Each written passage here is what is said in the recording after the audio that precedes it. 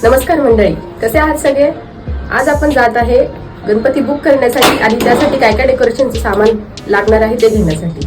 चला तर मग काय काय मार्केटमध्ये नवीन आले बघूया आणि घेऊया. चला. कुठे बाहेर जायचं असलं की शर्वीला खूप जास्त आनंद होतो. तो फक्त उड्या मारत असतो.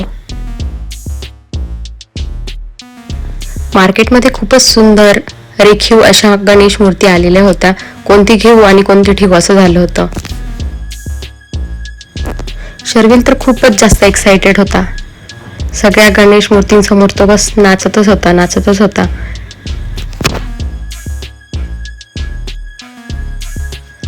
गणपती बुक केला आणि आम्ही डेकोरेशनचं साहित्य घेण्यासाठी पुढे निघालो. मार्केटमध्ये खूप छान छान डेकोरेशनसाठी साहित्य आलेलं होतं. अशा ह्या फुलमाळा होत्या. त्यांची प्राईसही तितकीच छान होती. जेवढं काही गरजेचं सामान होतं ते आम्ही घेतलं आणि घरी जाण्यासाठी निघालो.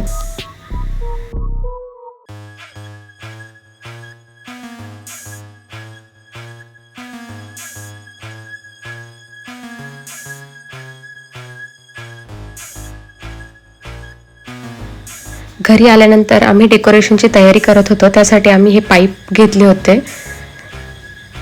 इंस्टाग्रामवरती खूप सारे डेकोरेशनचे व्हिडिओ बघितले आणि ते आम्ही ट्राय करत होतो, पण आम्हाला एकही जमत नव्हतं. त्यानंतर आम्ही साडी चेंज करून पाहिली, म्हणजे बॅकग्राऊंडला एक साडी लावली, तीही आवडली नाही. त्यानंतर दुसरी साडी चेंज केली आणि अशा टाईपचं एक डेकोरेशन केलं, पण तरीही आम्हाला काही एवढं खास वाटत नव्हतं. त्यामुळे आम्ही ते बाजूला ठेवलं आणि दुसरं काम मी स्टार्ट केलं. जसं की मला गणपतीच्या मागे जो मखर लावतात तो बनवायचा होता आणि तो मी हँडमेडच बनवणार होते. त्यामुळे मी त्यासाठी कार्डशीट पेपर आणले आणि त्याचे पानाच्या आकारात कापून घेतले. त्यानंतर ते कापलेले एकमेकांना जॉईन केले. माझ्याकडे एक एम्प्टी बॉक्स होता, त्याचे मी असे छोटे छोटे तुकडे करून घेतले. त्यानंतर ते कापलेले जे कार्डशीट होते, जी डिझाईन बनवली ती त्याला बॅक साईडने असं चिटकवून घेतलं.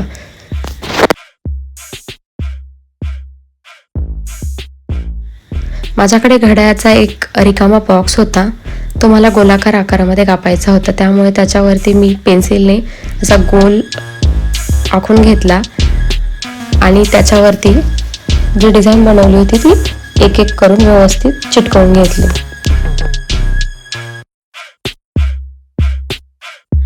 चिटकवल्यानंतर याचा लुक असा काहीसा दिसतो. नंतर मी टिश्यू पेपर घेतले आणि ते व्यवस्थित चौकोनी आकारात कापून घेतले. त्यानंतर एका वाटीमध्ये फेविकॉल काढून घेतला आणि जे काही कापलेले तुकडे होते ते व्यवस्थित पेनाला किंवा पेन्सिलला गुंडाळून ते फेविकॉलने व्यवस्थित चिटकवून घेतले. एक एक करून असे चिटकवून घेतले. यासाठी खूप जास्त वेळ लागणार होता, कारण ते एक एक मध्ये कुठलाही जागा न सोडता ते एकमेकांना चिटकवायचे होते. अशा प्रकारे मी हे सगळं व्यवस्थित चिटकवून घेतलं. माझ्याकडे काही व्हाईट मोती होते, त्याची मी अशी काहीशी डिझाईन बनवली आणि मध्ये लावून घेतलं. तर हे कसं दिसत आहे प्लीज मला कमेंट करून नक्की सांगा. त्यानंतर मी असं डेकोरेशन केलं आणि जे मखर लावल्यानंतरचा व्ह्यू असा काही आहे.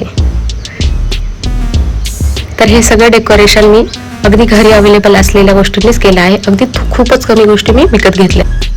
तुम्हीही आपल्या बाप्पासाठी असं बजेट फ्रेंडली डेकोरेशन करू शकता. असेच ब्लॉग बघण्यासाठी आपल्या चॅनलला सबस्क्राईब करा. बाय.